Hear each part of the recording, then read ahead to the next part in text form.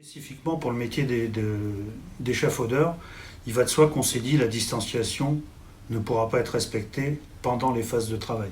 Les échafaudeurs travaillent par équipe, c'est pas un travail isolé. Ils se transmettent des éléments d'échafaudage, donc qui sont des grandes pièces ou des plus petites pièces, et ensuite ils communiquent beaucoup entre eux par la parole pour l'organisation même des tâches qu'ils sont en train de faire.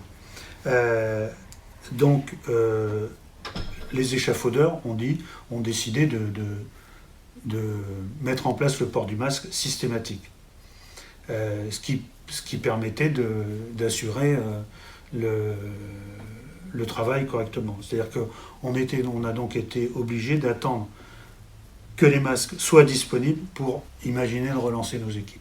Donc également, dans certains cas, la mise en place de lunettes et de surlunettes de protection.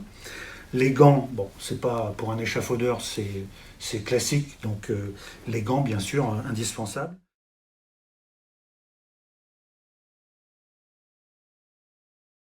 Le lavage des mains dès la débauche du midi pour aller prendre le repas, et du soir. Le rappel régulier des consignes, donc déjà le brief au départ à la reprise du premier chantier pour telle ou telle personne, et puis le rappel des consignes.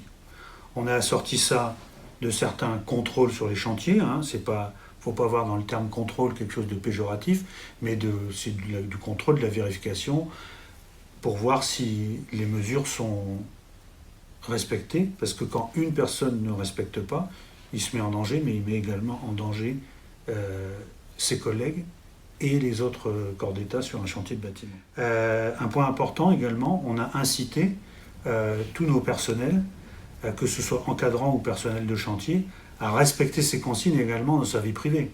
Parce qu'il va de soi que si les consignes sont respectées 8 heures par jour, mais que les 16 autres heures, les gens font n'importe quoi, ça n'est pas... tous nos efforts sont vains.